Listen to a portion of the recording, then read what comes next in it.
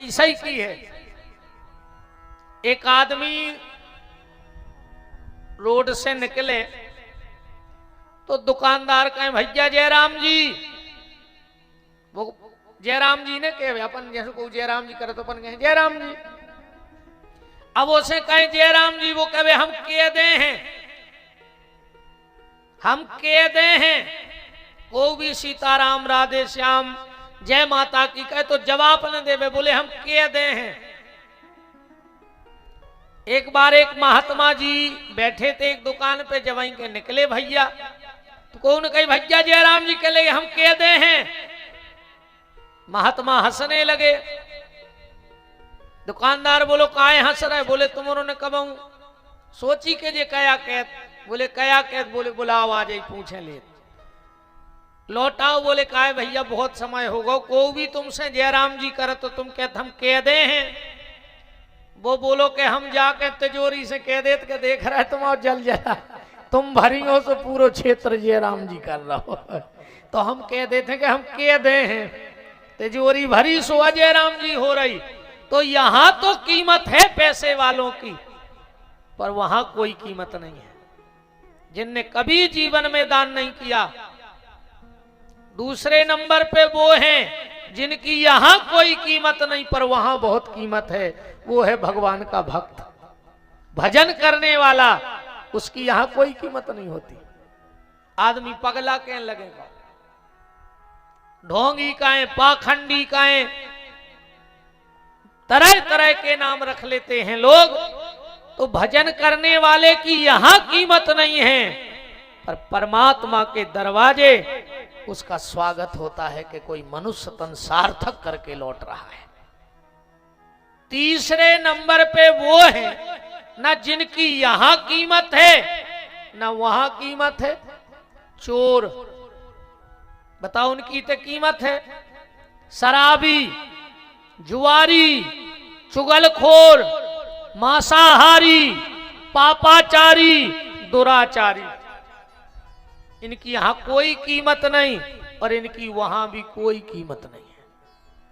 कहे कोई कीमत नहीं उनकी। और चौथे वो हैं जिनकी यहां भी कीमत है और वहां भी कीमत है। और अगर उन चौथे नंबर के लोगों को देखना हो तो फिर गौशाला पीठ में आके देख लो, ये यजमान बैठे हैं, इनकी यहां भी कीमत है। और जब वहां जाओगे तो वहां भी परमात्मा के दरवाजे तुम्हारी कीमत होगी। परमात्मा भी कहेगा कि मैंने मनुष्य तन तुझको दिया और तूने उसको सार्थक कर लिया। ये हम क्या कर रहे हैं? हम ये मौत की तैयारी कर रहे हैं, ये जिंदगी की तैयारी नहीं है। भजन, पूजन, कथा, तीरथ, ये हमारी मौत की तैयारी है। पर आज का व्यक्ति जीवन की तैयारी में लगा है और मौत की तैयारी करना भूल गया है। देखो, संतों का मरण दिवस मनाया जाता है, समाधि दिवस मनाया जाता है, और हम लोगों का जन्म दिवस मनाया जाता है। आज जन्मदिन भी ऐसी तो झूठी बोला था तुम्हारे जन्मदिन के दिन कि सांप आंधरे कर दे। जितनी झूठी घर में जन्मदिन के दिन बुलत है, उतनी झूठी कबू नहीं बुलत। वो झूठ के हाथ पांव नहीं है जो झूठी तुम बोल रहे। का कहते हो जन्मदिन के दिन?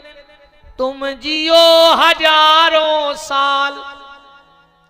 इतो आदमी बैठो है, एक आध जने ठाणे हो जा, 1000 साल को जियो। 10-25 जिले के आदमी बैठे हैं, 2-4 प्रदेशों के आदमी बैठे हैं। एक जने खड़े हो जाओ कि हमारे परिचित में 600 साल जी के मर गए, अब तुम कह रहे जियो हजारों साल। या तो फिर भी आदमी सबर कर ले, पर जो दूसरी झूठी है कि साल के दिन हो कई हजार। तुम्हारे बाप के घरे कैलेंडर बनन लगो का 365 की साल बनी है सो बनी है। अब तुम पूरे घर के चिल्लात रहो कि साल के दिन हो कई हजार, तो का कैलेंडर बढ़ जाए। तैयारी मृत्यु की करो, तैयारी जन्म की मत करो। तैयारी मृत्यु की होनी है, जन्म की नहीं। राजा परीक्षित का जीवन संतों की सेवा में निकला, परोपकार में निकला, पर आज परीक्षित जी मौत की तैयारी के लिए गंगा के घाट पर बैठे हैं। बड़े बड़े यमलात्मा, महात्मा, साधु, संत, योगी, यति, तपस्वी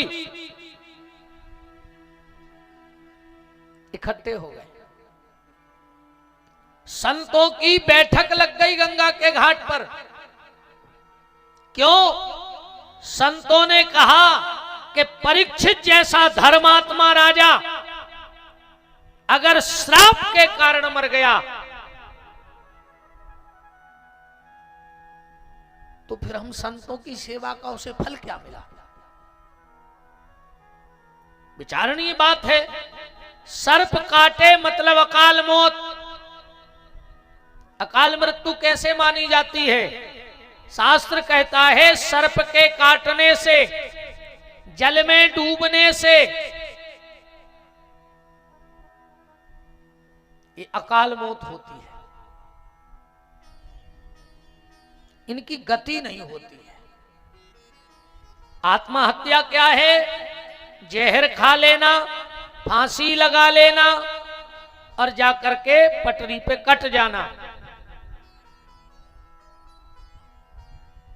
यहां निकल आओ। हमारे परम आदरणीय मुन्ना भैया, मुन्ना चौबे जी सागर, जो गौशाला के संरक्षक हैं और सदा गौ सेवा में समर्पित रहते हैं, वो उपस्थित हैं। उनका बहुत बहुत मान है। साथ में हमारे तीर्थ क्षेत्र के यजमान रहते हैं, जो बद्रीनाथ में, सुकताल में, नेमी सारन में, चित्रकूट में सब जगह मुख्य यजमान बनते हैं। आयोजक आदरणीय मुन्ना भैया होते हैं और यजमान श्री सुरेश सोनी जी होते हैं। दोनों मूर्तियां हैं, उनका खूब खूब मान है। बोलो वृंदावन बिहारी लाल की। अभी बद्रीनाथ में जो कथा हुई थी पितर पक्ष में, उसके आयोजक आदरणीय मुन्ना भैया थे। और अभी अगले वर्ष रामेश्वरम में कथा होनी है। हाँ, अगले वर्ष रामेश्वरम में दिव्यायोजन होना है। सांवरे सरकार भक्त मंडल के संरक्षक हैं, बहुत बहुत मान है। विराजिएगा। बोलो वृंदावन बिहारी लाल की। और कोई एक संत मूर्ति भी पधारी हैं, कहाँ बैठ गई हैं वो? जहाँ भी विराजे हों उनके चरणों में हमारा दंडवत है और निवेदन है कि वो यहाँ सोफे पे विराज जाएं। बोलो संत भगवान की, गौरी शंकरनाथ की, हनुमान हरि की। तो निवेदन में कर रहा था, संतों ने आपातकालीन मीटिंग बिठाई, परस्पर विचार किया कि ऐसा धर्मात्मा राजा जिसने जीवन में गौ की रक्षा की हो, जिसने संतों की रक्षा की हो, और अगर उसकी सर्प के काटने से मृत्यु हो गई तो गड़बड़ हो जाएगा। नारद जी तुरंत विराजे।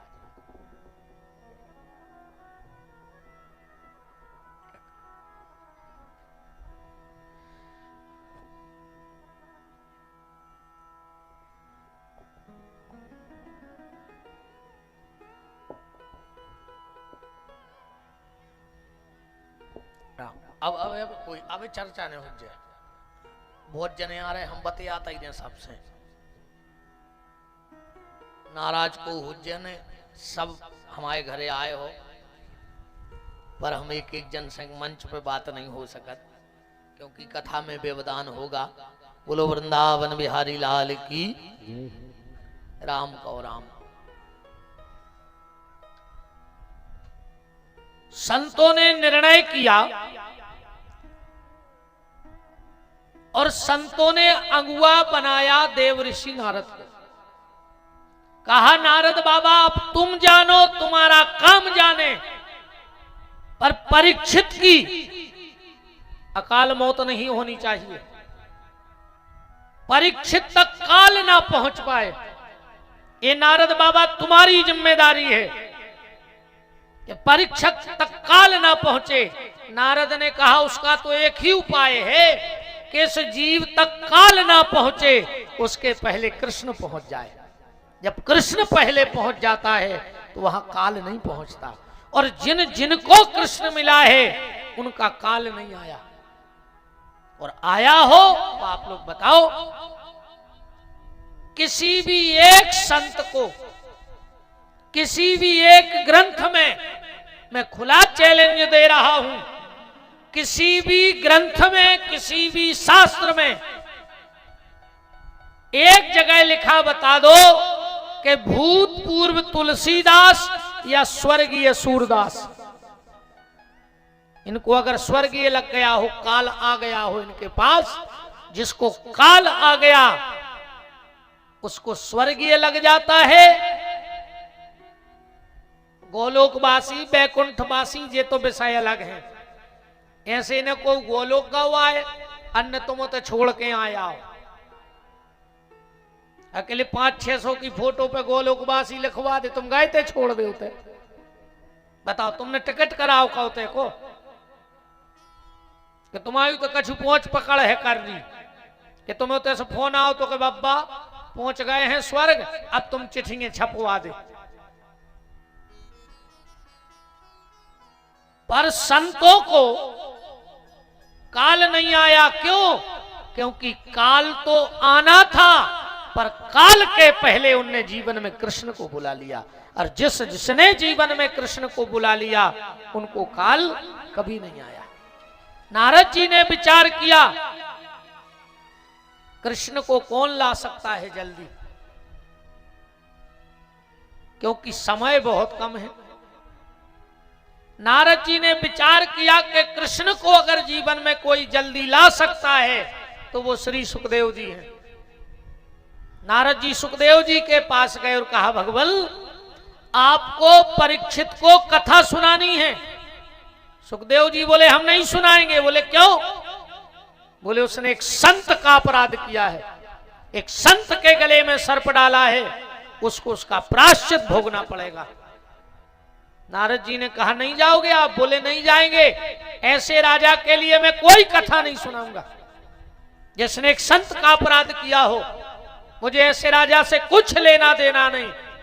नारद जी बोले गुरुदेव बिल्कुल मत चलो, पर मेरे एक प्रश्न का उत्तर दे दो, फिर आपको उचित लगे तो परीक्षित को कथा सुनाना, और न लगे तो बिल्कुल मत सुनाना। सुखदेव जी ने कहा बताओ। बोले एक व्यक्ति बहुत धर्म कर्म करता था, उसके दरवाजे से कभी कोई भूखा नहीं गया, उसने कभी किसी को अपशब्द नहीं बोला, कभी किसी का बुरा नहीं विचारा। पर एक दिन अचानक से उसकी आंखें चली गई, अंधा हो गया, दिखना बंद हो गया। अब वो चला जा रहा है और सामने कुआं खुदा है, अंधा है, अकेला है, चल रहा है और कुआं खुदा है। और कुआं की पाट पर एक महात्मा बैठा है और उसे पता है कि अंधा है, और अगर वो अंधा जाकर के कुएं में गिर जाए, अब मर जाए, तो इसका दोष उस महात्मा को लगेगा कि नहीं लगेगा? क्योंकि उसने देख लिया है। परीक्षित जी बोले लगेगा, और उस महात्मा को संदेह को बचाना चाहिए। अगर ये पता है कि एक धार्मिक प्रवृत्ति का अरे दुष्ट व्यक्ति भी अगर गिर रहा हो तो उसे बचा लेना चाहिए। फिर अगर कोई धर्मात्मा किसी प्रारब्ध के कारण अपने नेत्र गंवा चुका हो तो उसे तो बचाने का कर्तव्य है। नारद जी बोले गुरुदेव यही तो मैं कहना चाहता हूं कि परीक्षित बहुत धार्मिक राजा है, पर प्रारब्ध के कारण कुछ काम उसने ऐसा कर दिया है और अब वो मौत के गड्ढे में गिर रहा है और आप देख रहे हो, तो अब आपका कर्तव्य है कि उसे बचाना चाहिए, क्योंकि वो धर्मात्मा राजा है जो कलयुग से लड़ बैठा। स्पष्ट परीक्षित ने कलयुग से कह दिया था कि कलयुग, ये तुमने कैसे सोच लिया कि गोविंद चले गए तो गोविंद की गैया और गोविंद के भक्तों पर तुम अत्याचार करेगा? तो सुनो, जब तक ये गोविंद का भक्त राजा परीक्षित जिंदा है, न गोविंद के भक्त पे आंच आएगी और न गोविंद की गैया पे आंच आएगी। ऐसा धर्मात्मा राजा कुछ गलती के कारण, कुछ प्रारब्ध के कारण आज मौत के कुएं में गिर रहा है। भगवान, उसे आप ही बचा सकते हो। तो हम सब संतों की प्रार्थना है कि कलयुग की प्रेरणा से परीक्षित के पास काल पहुंच जाए, उसके पहले आप कृष्ण को पहुंचा दो गुरुदेव, वरना हम सब संतों का अपमान हो जाएगा। सुखदेव जी तो मुस्कुराने लगे, बोले नारद, तेरा नाम सच में नारद है, जिसकी बात कभी रद्द ना हो वो नारद। अब तेरी बात रद्द नहीं होगी, मैं गंगा के घाट पर पहुंचूंगा कथा सुनाने के लिए। ज्ञान के पर्वत ध्यान के सागर, बाल यति सुख देव कहाए, ऐसे महातप धारी के द्वारे याचक बन के परीक्षित आए। जान मनोरथ राजा का, मुनि राज कृपा के घन बरसाए, वेद समस्तुर शास्त्र सभी, मुनि राज के मानस माही समाए। जो श्री भगवान शंकर से जिन्होंने कथा को सुना है, महाराज जनक के द्वारा जिनको प्रमाण पत्र मिला है, आचार्यों के आचार्य परमहंस भगवान श्री सुखदेव जी गंगा के घाट पर पहुंच रहे हैं। बड़े बड़े अमलात्मा, महात्मा, साधु, संत, योगी, यति, तपी, तपस्वी पहले से परीक्षित के लिए भगवान से प्रार्थना कर रहे हैं। अलिक्षलिंगो निजिलाभ तुष्टै, स्त्री पुरुष भेद रहिता, दुई अष्ट वर्षा, 8 दूनी 16 साल के श्री सुखदेव जी चले आ रहे हैं। परीक्षित ने देखा तो चरणों में गिर पड़े और प्रश्न कर दिया कि म्रियमाणस् किम कर्तव्य, मरने वाले को आखिर क्या करना चाहिए? सुखदेव जी तो गदगद हो गए परीक्षित के प्रश्न पर और भागवत जी को प्रारंभ कर दिया। बरियाने सते प्रश्न कृते लोको हितम नृपः, आत्मा विततम साम पुंसा, श्रोतायादिसुया परा। परीक्षित, तूने बड़ा सुंदर प्रश्न किया है कि मरने वाले को क्या करना चाहिए, क्योंकि ये सारा संसार ही मरणासन है। किसी का टिकट कंफर्म हो गया है, किसी किसी का वेटिंग में पड़ा है, पर जाना सबको है। यहां रहना किसी को नहीं है, एक एक करके सबका नंबर फंसा है। अब किसकी जाने की कब बारी आ जाए ये तो कोई नहीं जानता। कोई भी सांस हमारी आखिरी हो सकती है। इसलिए संत जन कहते हैं कि श्वास श्वास में नाम जप, श्वास न खाली जाए, और ना जाने या श्वास को आवन कब रुक जाए। कोई भरोसा नहीं इस जीवन का कि कब हमें छोड़ के संसार जाना पड़े। इसलिए हर सांस को अंतिम सांस समझकर और भगवान का साथ होने के लिए प्रेरित होते रहो। परीक्षित, मरने वाला 3 काम करे। कौन कौन से? श्रोतव्य, कीर्तव्याश्च, स्मर्तव्य। सबसे पहले साधु का संग करो। सबसे पहले भक्ति की पहली सीढ़ी क्या है? साधु का संग, संतों का संग। और जब संतों का संग करोगे तो धीरे धीरे ये रंग भी तुम पे चढ़ने लगेगा, धीरे धीरे रंग चढ़ेगा तो भगवान से मिलने की ललक जागेगी। दूसरा काम बताया कीर्तव्याश्चो, खूब नाम जप करो, खूब नाम जप करो। और तीसरी बात बताई स्मर्तव्य है, स्मरण करो, भगवान को मत भूलो। अगर कुछ याद रखना है जीवन में तो सिर्फ 2 बातें याद रख लो, बाकी कितना भी याद कर लो कुछ होने वाला नहीं है। 2 बातें कौन सी याद?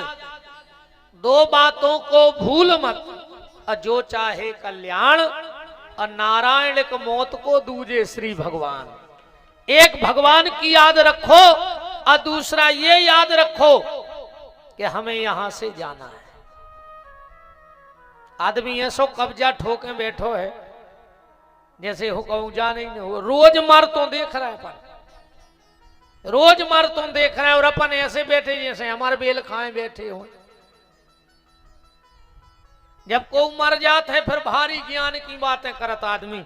अरे कई भैया एक दिन सब तई रह जे है, सांप आंधरे कर देते रे आदमी जब बतियावे पे आ पाए। अरे दद्दा ऐसो लगत है कि जो का अब गौशाला से घरे जे है ही ने कहीं तई रहने लगे बाबा हो के। अब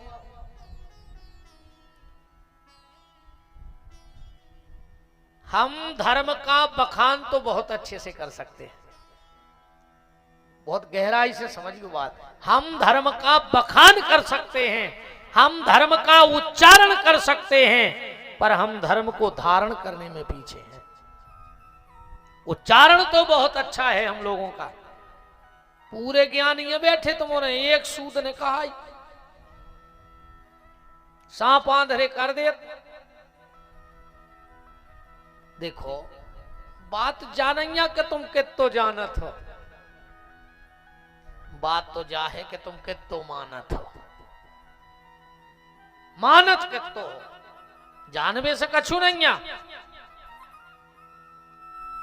जानना है तो अपने आप को जानो, मानना है तो भगवान को मानो, और याद रखना है तो बस इतना याद रखो कि एक दिन हमको यहां से जाना है। स्वयं की तलाश करो। दुनिया कहीं ना गुमी है, ना भगवान गुम गया है कि तुम ढूंढत फिर रहे। हम स्वयं खो गए हैं। कहां? इस माया के संसार में। और जिस दिन तुम्हें अपनी तलाश हो जाएगी उसी दिन परमात्मा आत्मा में प्रकट हो जाएंगे। परीक्षित जी ने हाथ जोड़ के कहा, भगवान एक बात बताओ, 7 दिन में हमारा उद्धार हो जाए। सुखदेव जी बोले, रे परीक्षित बनवे में तो 2 मिनट को काम है। हाँ 2 मिनट लगत रे बने में, और 2 मिनट तो हमने बहुत के दे, 1 पल को खेल लिया है। 1 पल में बन जात। एक क्षेत्र में एक बाबा जी आए, अच्छी मोटी लोहे की सांकर पांव में बांधी और गांव के कुआ में लटक गए। बोले काहे? बोले जोन ने जैसा सांकर टूटे हम कुआ में गिर हैं और भगवान प्रकट हो जाए गांव में। अब तो आदमों से आई दद्दा, फिर तो आदमी गद बदे देवे में ऐसे कहा है। से अपने तो चमत्कार को खेल है, भजन को खेल नहीं बचो। अब तो चमत्कार कहां है? आदमी को हाथ पे आम जमाऊ ने अब भाई, अरे भैया ऐसो फल नहीं मिले। अबे तुम अगर एक बीज भी जमीन में लगा दे हो तो 2-4 साल इंतजार करने पर है वो पेड़े को नहीं करने पर। कैसो के रात में बीज बाओ और सवेरे के लगे यार सेव नहीं फरे थे। जब इस बीज के लिए इतना इंतजार है तो उस ब्रह्म बीज के लिए भी तो थोड़ा इंतजार करना पड़ेगा। माता सबरी ने 10,000 वर्ष भगवान की प्रतीक्षा की है, 10,000 वर्ष। इत 10 घंटा में ऐसो लगत है क्या तो भगवान बोल पाते, और न क्या हड़ा मिल जा तो 3 अगरबत्ती में, 3 अगरबत्ती में हड़ा मिल जा तो। अब तो अगरबत्ती तक 2 प्रकार की आन लगी, एक मच्छर की, बताओ मच्छरों की अगरबत्ती आन लगी, क्या लगे मच्छर की अगरबत्ती, मच्छर वाली अगरबत्ती दियो। एक मच्छर की, एक भगवान की। एक आउत है भगवान को बुलावे वाली अगरबत्ती, और एक आउत है मच्छर को भगावे वाली अगरबत्ती। अच्छा 2 ही काम नहीं कर रही। जोन अगरबत्ती से भगवान को बुलाने वो में भी आ नहीं रहे, और जोन से मच्छर को भगाने वो में मच्छर भग नहीं रहा। मच्छर वो अगरबत्ती पे बैठ के सलाह करत के कौन हो काट गिरे। अब जोन अगरबत्ती जलाई है मच्छर भगावे पे वही पे बैठ के सलाह करत के काट गे कौन को। तो बाबा जी उल्टे लटक गए। 10-50 गांव के लोग मेला ही लगन लगो, मेला ही लगन लगो। एक गांव को भोलो भालो आदमी हतो, 10 दिन से हतो रिश्तेदारी में। आओ घरे सो घरवारी ने लाख सुनाई, घरवारी तो लाख सुने हैं ने सुने, तो मोरों की नहीं सुनाए। अरे मूड़े ने मटकाओ, हमें बताओ जे घर के शादी के कार्ड पे पहले ही लिख देते हैं। शादी के कार्ड पे कहा छपा बताओ।